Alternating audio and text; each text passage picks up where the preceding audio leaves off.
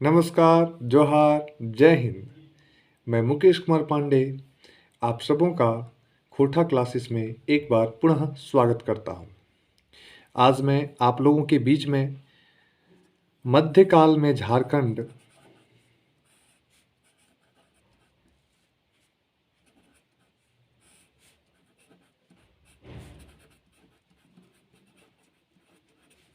को लेकर आया हूं और इसे हम लोग समझने का कोशिश करेंगे। दोस्तों, मध्यकाल को दो भाग में बांटा गया, एक पूर्व मध्यकाल और एक उत्तर मध्यकाल।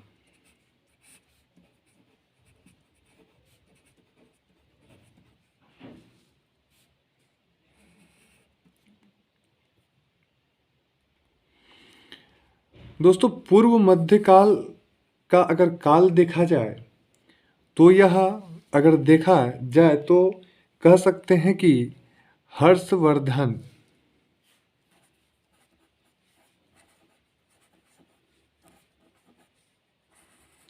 की मृत्यु और दिल्ली सल्तनत की स्थापना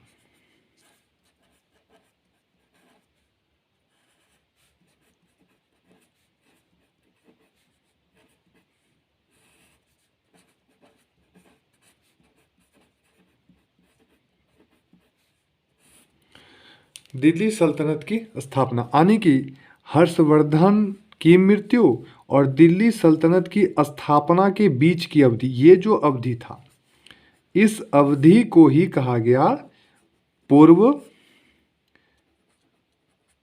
मध्य काल। क्या कहा गया? पूर्व मध्य काल। आगे बढ़ते हैं हम लोग और सबसे पहले हम लोग देखते हैं पूर्व मध्य काल को।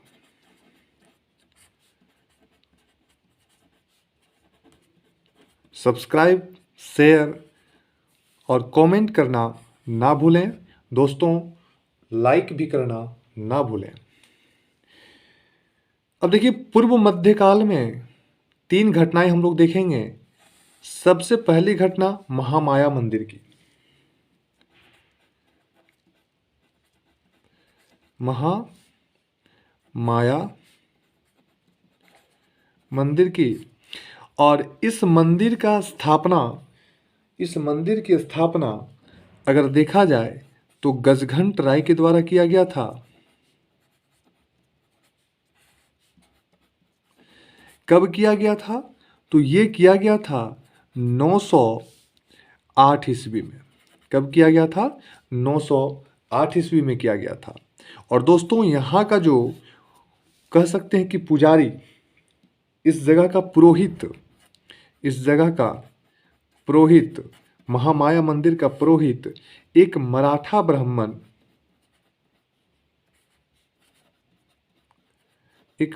ब्राह्मण जिसका नाम हरि नाथ था। क्या नाम था? हरि नाथ।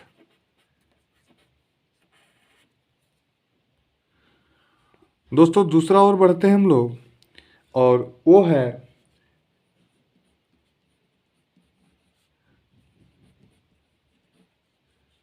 टांगीनाथ मंदिर। टांगीनाथ मंदिर है कहाँ? तो टांगीनाथ मंदिर गुमला में है और इस मंदिर का निर्माण भी पूर्व मध्यकाल में ही हुआ था। दोस्तों, एक और देखेंगे और वो है छिन्नमस्तिका शक्तिपीठ। छिन्नमस्तिका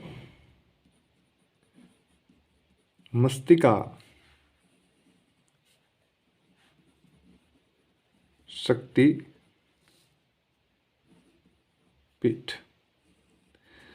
यहाँ का खासियत ये है दोस्तों कि यह सबसे पहले देखा जाए तो ये रामगढ़ जिला, कहाँ पे? रामगढ़ जिला के रजरप्पा में है। कहाँ पे है? रामगढ़ जिला के रजरप्पा में है। और ये जो है ये अष्टभुजी छिन्नमस्तिका पीठ है। कैसा है? अष्टभुजी अष्टभुजी छिन्नमस्तिका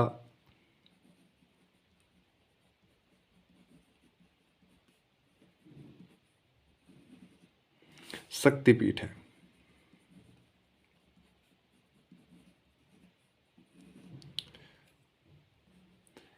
एक बात और यहाँ पे कि ये जो छिन्नमस्तिका जो है ये बौद्ध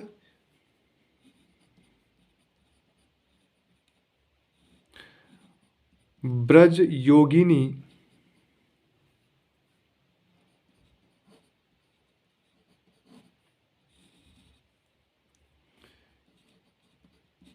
का ही हिंदू प्रतिरूप है।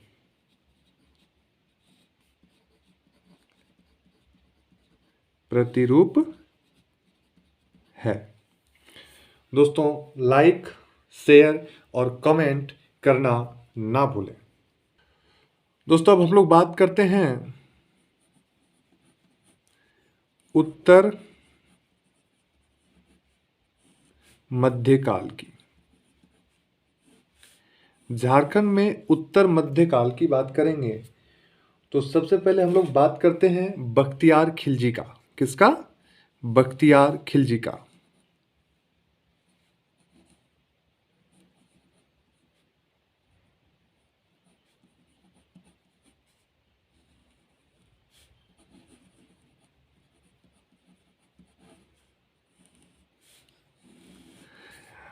अब देखिए, बख्तियार खिलजी था कौन?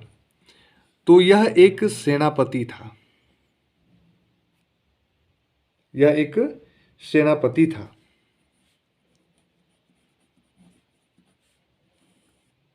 किसका? कुतुबुद्दीन ऐबक का। किसका सेनापति था? तो कुतुबुद्दीन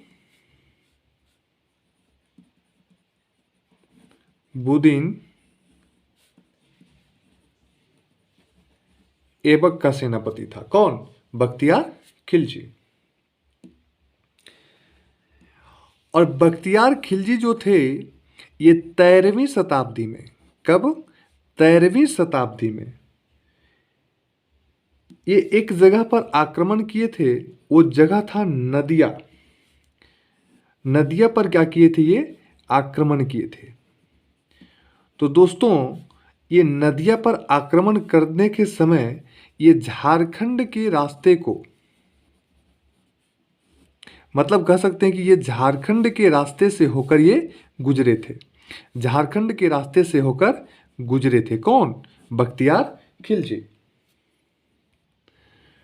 दोस्तों, एक है दास वंश के इल्तुतमिश।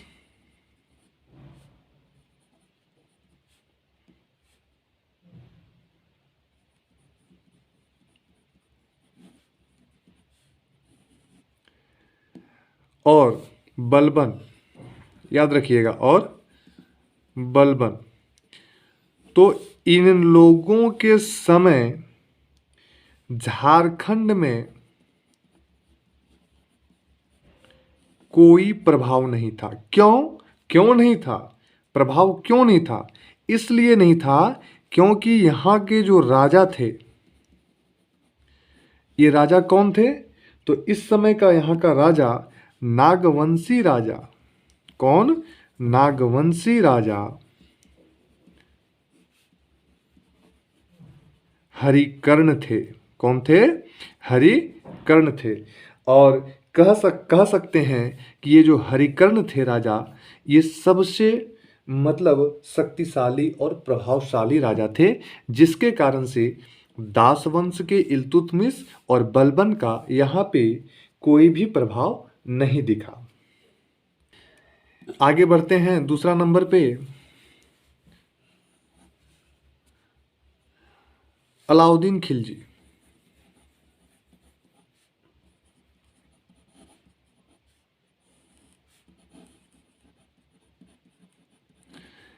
अब देखिए, अलाउद्दीन खिलजी का सेनापति कौन था? अलाउद्दीन खिलजी का सेनापति छज्जू मलिक था। कौन था? छज्जू मलिक था। और हाँ, ये जो छज्जू मलिक जो थे, इन्होंने नागवंशी शासक को, किनको? नागवंशी शासक को कर देने पर मजबूर किए, विवश किए। कर देने के लिए क्या किए? विवश किए। और कब ये बात था? 1310 ईस्वी की। मतलब अलाउद्दीन खिलजी का जो सेनापति छज्जू मलिक थे, ये नागवंशी शासक को क्या किए? कर देने के लिए विवश किए। कब? 1310 ईस्वी में। दोस्तों, अब आगे बढ़ते हैं और हम लोग बात करते हैं MBT। MBT मतलब मोहम्मद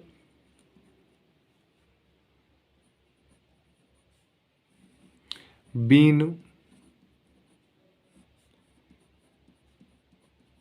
तुगलक। अब देखिए, मोहम्मद बिन तुगलक के समय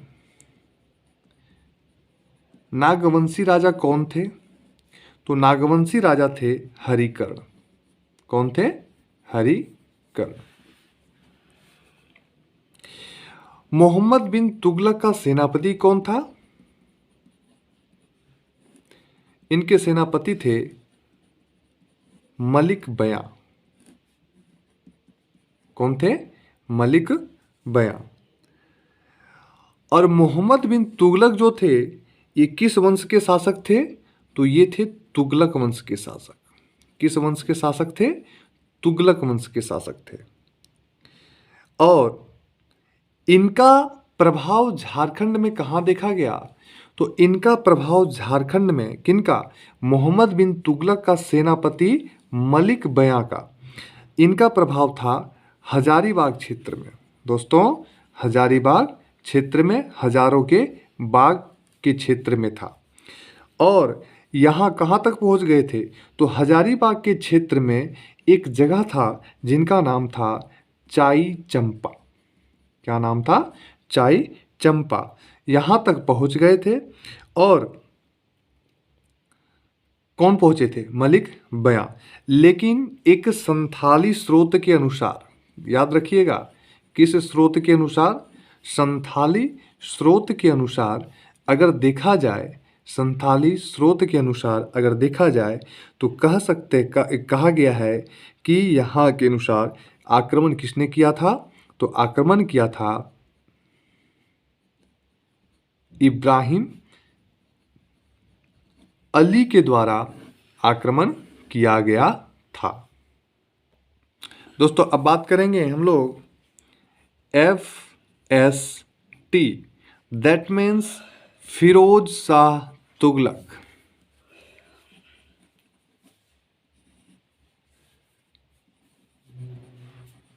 फिरोज शाह तुगलक। देखिए, फिरोज शाह तुगलक के समय हजारीबाग में, कहां पे? हजारीबाग में आक्रमण किया। हजारीबाग में क्या किया? आक्रमण किया। और हजारीबाग का एक क्षेत्र था जिसका नाम है सतगांव। सतगांवा। सतगांवा। और इस सतगांवा को FST ने क्या बनाया? राजधानी बनाया। तो सतगांवा को राजधानी बनाने वाले कौन है? फिरोज शाह तुगलक। आगे बढ़ते हैं हम लोग लोधी वंश की ओर।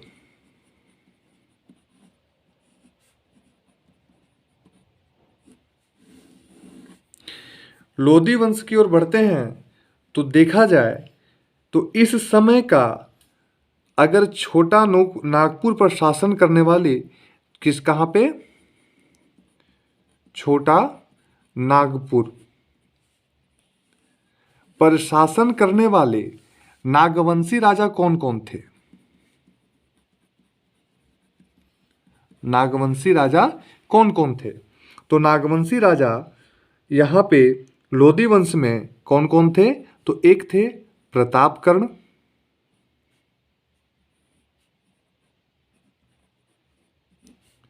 एक थे छत्रकर्ण और एक थे विराटकर्ण।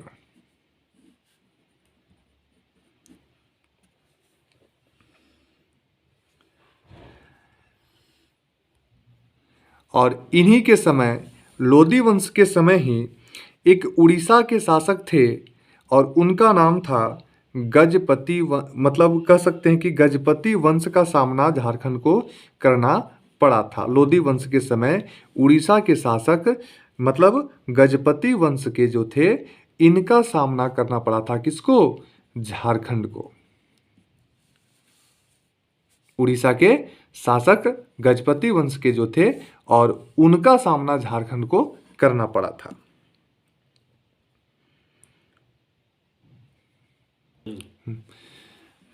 एक जगह और देखते हैं कि ये दक्षिण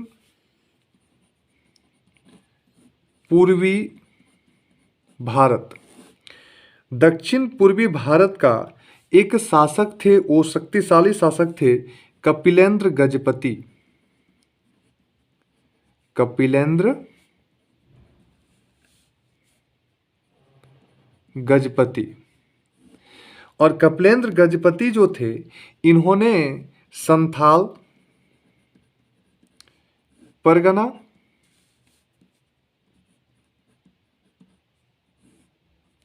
और हजारीबाग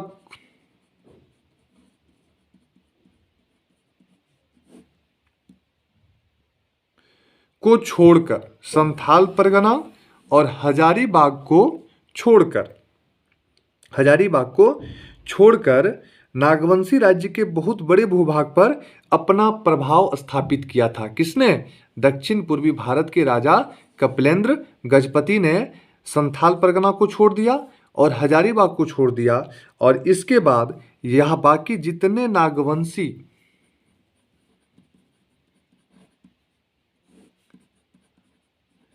राज्य के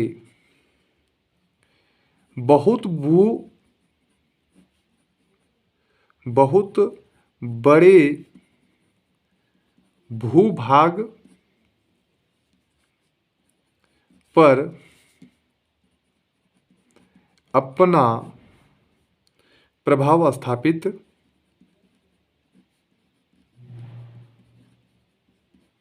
किया था।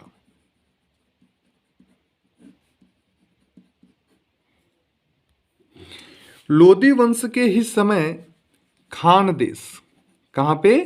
खान देश। और खान देश का शक्तिशाली शासक कह सकते हैं आदिल शाह द्वितीय।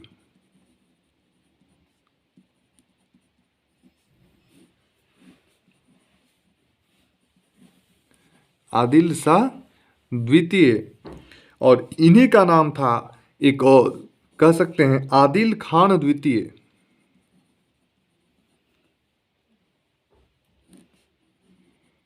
खान द्वितीय। और इन्होंने ही झारखंड में अपने सैन्य दल को भेजा और उन्होंने अपने आप को झारखंडी सुल्तान के नाम से मतलब कह सकते हैं कि जाना गया।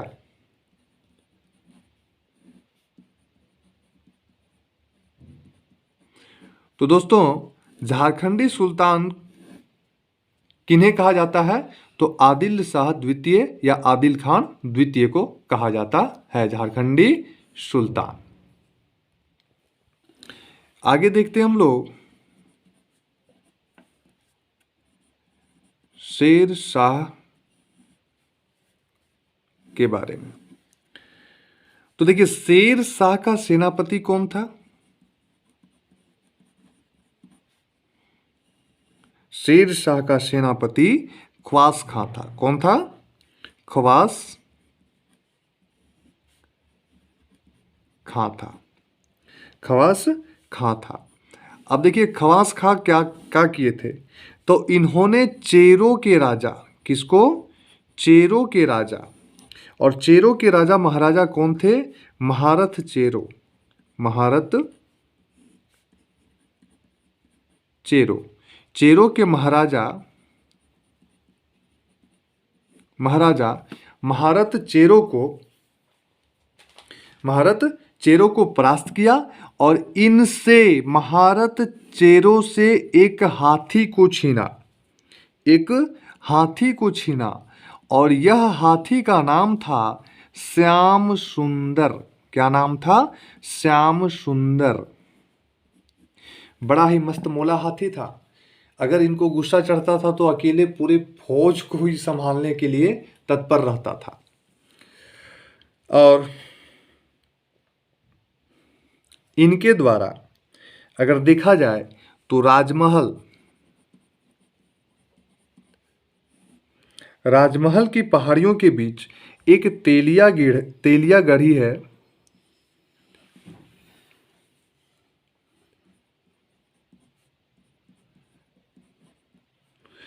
और तेलिया गढ़ी के रास्ते का उपयोग करके ये बंगाल अभियान में, मतलब शेरशाह ने, मतलब कह सकते हैं कि बंगाल का जब अभियान चल रहा था उस समय तेलियागढ़ होते हुए झारखंड के रास्ते का, राजमहल का जो तेलियागढ़ था उसके रास्ते का प्रयोग बंगाल के अभियान में किया था। और अकबर, नाम सुने होंगे अकबर। तो अकबर के द्वारा मतलब अकबर ने किसको? शहबाज खां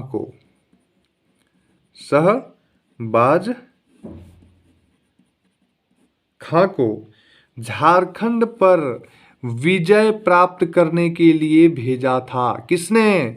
अकबर ने। तो झारखंड पर विजय प्राप्त करने के लिए अकबर ने किन्हें भेजा था? तो शहबाज खां को भेजा था। और इस युद्ध में मधुकर शाह की पराजय हुई थी।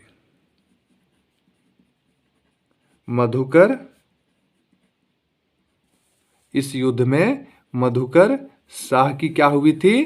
पराजय हुए थे ये। और जीत किनका हुआ था? शहबाज खां का। जीत किनका हुआ था? शहबाज खां का। आगे बात करते हैं हम लोग अकबर की। अकबर का सेनापति मानसिंह। कौन थे? अकबर का सेनापति मानसिंह है।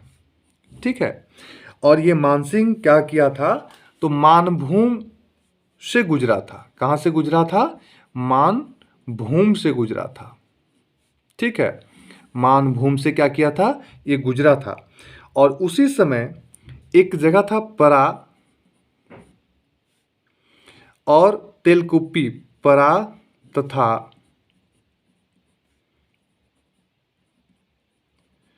तेलकुप्पी, ये क्या था? यहाँ का मंदिर था। परा और तेलकुप्पी में मंदिर था और इस मंदिर का जीर्णोद्धार करवाया था। क्या करवाया था? जीर्णोद्धार करवाया था। कौन? जीर्णोद्धार किसने करवाया था? मानसिंह ने किया था। और एक बात और, पंचेत का किला भी बनवाया था। किसने? मानसिंह ने पंचेत का किला भी बनवाया था। किसने? मानसिंह ने। और अकबर के सेनापति जो थे, कौन? अकबर का सेनापति मानसिंह के द्वारा राजमहल को किसको? देखिए मानसिंह के द्वारा राजमहल को किसको? राजमहल को क्या बनाया गया? तो राजमहल को राजधानी बनाया गया था। किसका राजधानी बनाया गया था? राजधानी बनाया गया था? तो दोस्तों बंगाल की राजधानी बनाया गया था। किसका राजधानी बनाया गया था? बंगाल की राजधानी किसको बनाया गया था? राजमहल को बनाया गया था। और एक बात और, परकोटा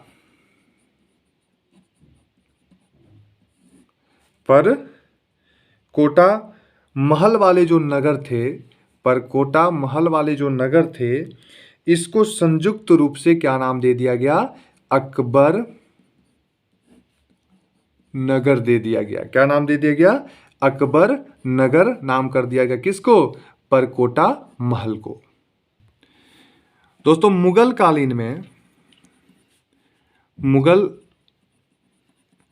कालीन में नागवंशी राजा को, किसको?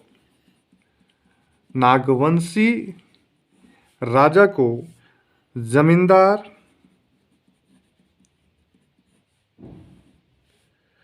ए खां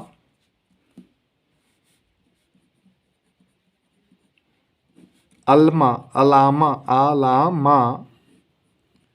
बोला गया। मतलब जमींदार ए खां अलामा किस क्या हो गया? तो इसका मतलब हो गया हीरे के खान का मालिक। हीरे के खान का मालिक। किस काल में? मुगल काल में। किसको बोला गया? नागवंशी राजा को। तो कौन से नागवंशी राजा को? तो कोकरह के नागवंशी राजा को क्या बोला गया? जमींदार ए खां अलामा बोला गया। अब बात करते हैं दोस्तों जहांगीर के बारे में।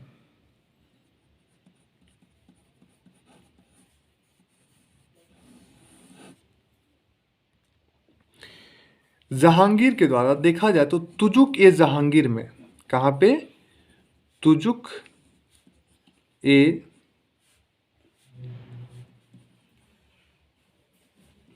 जहांगीरी में, तुजुक ए जहांगीरी में यहाँ के स्थानीय लोगों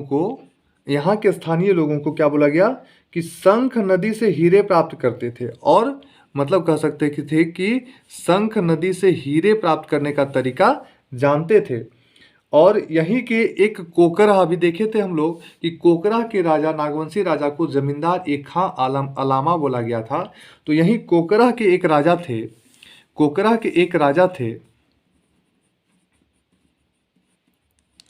और वो कोकरा के राजा थे, नाम था दुर्जनशाल।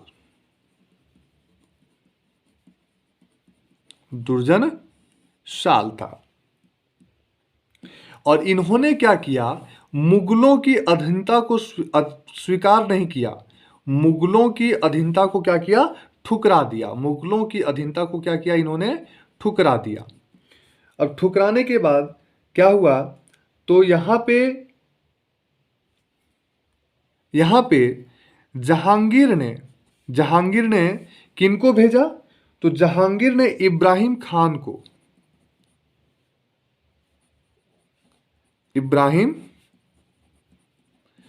को दुर्जनशाल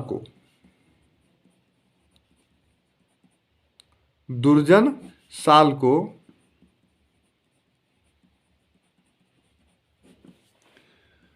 अधीनता स्वीकार करने के लिए किनको भेजा गया था? इब्राहिम खान को। लेकिन इन्होंने क्या किया? मना कर दिया। तो इब्राहिम खान ने दुर्जनशाल को 12 वर्ष के लिए, दुर्जनशाल को क्या किया? 12 वर्ष के लिए कैद कर लिया गया।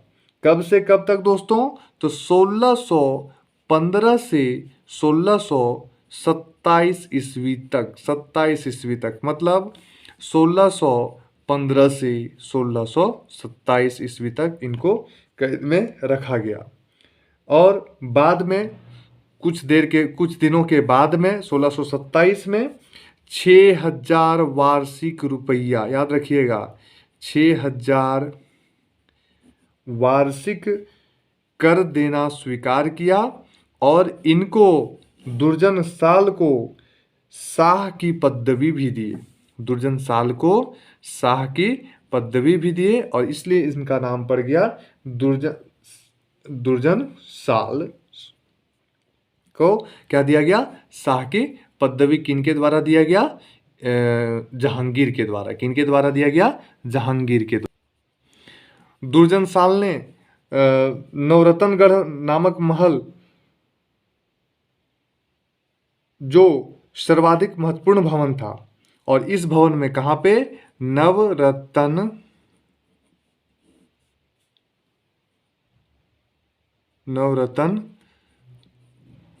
महल में इन्होंने झरोखा दर्शन की व्यवस्था करवाई। झरोखा दर्शन की व्यवस्था करवाई। 1627 में राजा बनने के बाद पुनः दुर्जन साल ने अपनी राजधानी ये दोयसा को बनाया। किनको बनाया गया? दोयसा को बनाया।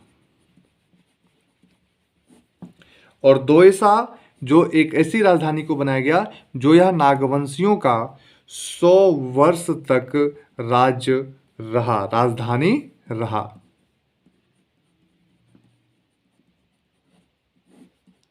किसका? नागवंशियों का 100 वर्षों तक राजधानी कौन सा रहा? तो दोयसा रहा।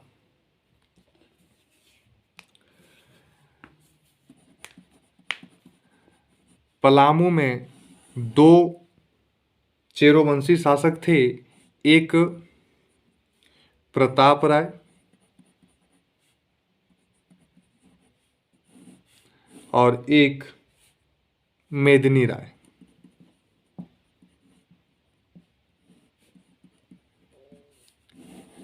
प्रताप राय ने पुराना किला का निर्माण किया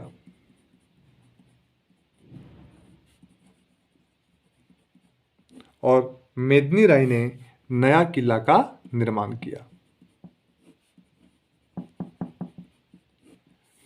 तो पुराना किला का निर्माण किसने किया? प्रताप राय ने। और नया किला का निर्माण किसने किया? मेदिनी राय ने किया।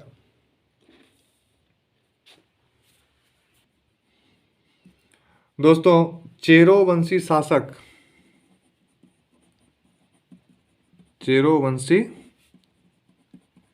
शासक अनंत राय के बाद सहबल राय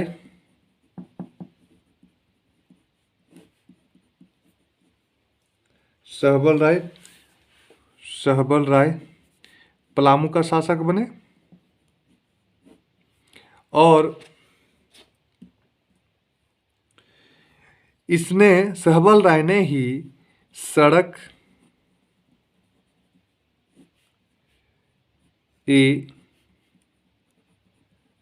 आजम मतलब ग्रांड ट्रंक रोड पर चौपारण तक अपने प्रभाव क्षेत्र को प्रसारित किया। कहाँ तक? चौपारण। और चौपारण है कहाँ भाई? तो चौपारण है हजारीबाग में।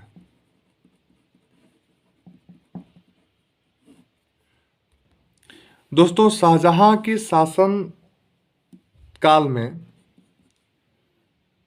शाइस्ता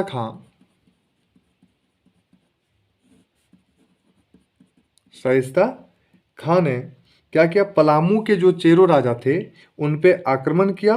और उस समय पलामू के जो राजा थे वो थे तेज राय। कौन थे? पलामू के जो राजा थे वो थे तेज राय। अब देखिए, औरंगजेब के शासनकाल में नागवंशी राजा कौन थे? तो औरंगजेब के शासनकाल में नागवंशी राजा रघुनाथ शाह थे। और रघुनाथ शाह के धर्मगुरु कौन थे? तो ये थे हरिनाथ। धर्मगुरु कौन थे? औरंगजेब के समय नागवंशी राजा रघुनाथ शाह थे और रघुनाथ शाह के धर्मगुरु थे हरिनाथ थे।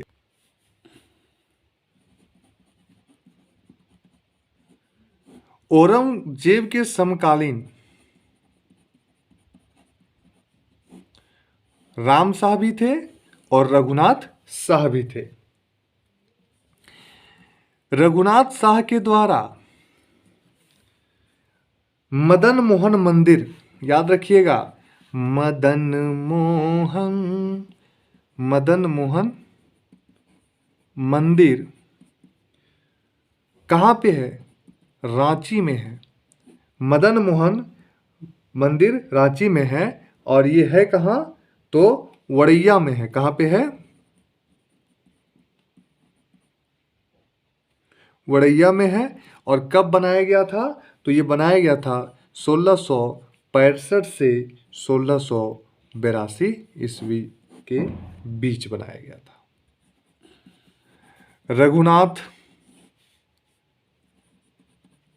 शाह के ही शासनकाल में हरि ब्रह्मचारी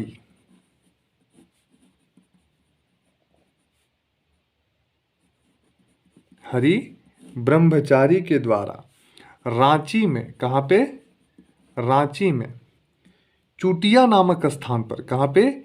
रांची में चूटिया नामक स्थान पर क्या बनाया गया? तो राम सीता मंदिर का निर्माण किया गया है। चूटिया में क्या किया गया है? राम सीता मंदिर का निर्माण किया गया है। और कब किया गया है? तो किया गया है चूटिया में 1685 ईस्वी में किया गया है।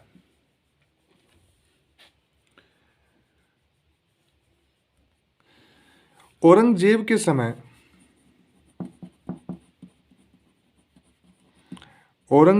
समय एक राजा थे, कहाँ के? कुंडा के। औरंगजेब के शासनकाल में ही एक राजा थे कुंडा के और नाम था चून राय। और चून राय ने क्या किया था? इस्लाम धर्म को कबूल किया था, इस्लाम धर्म को स्वीकार किया था। और इस इस्लाम धर्म को स्वीकार करने से क्या हुआ कि इसी में चेरों ने क्या, इस्लाम धर्म जब चून राय ने स्वीकार किया तो चेरों ने चून राय की हत्या कर दी। किसका? चून राय की हत्या कर दिया। याद रखिएगा कि औरंगजेब के शासनकाल में कुंडा के एक राजा थे चून राय, जिन्होंने इस्लाम धर्म को कबूला और इस्लाम धर्म को अपनाया। तो उसी समय चेरों लोगों ने मिलकर इनकी हत्या कर दिया। किनका? चून राय की हत्या कर दिया। और याद रखें दोस्तों कि झारखंड में एक ऐसा क्षेत्र था, वह क्षेत्र था धनबाद, जहाँ पे मुस्लिम आक्रमण से बचा रहा। जो मुस्लिम आक्रमण से बचा रहा।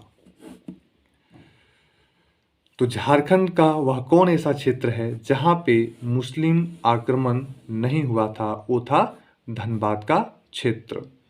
लाइक, शेयर, कमेंट और सब्सक्राइब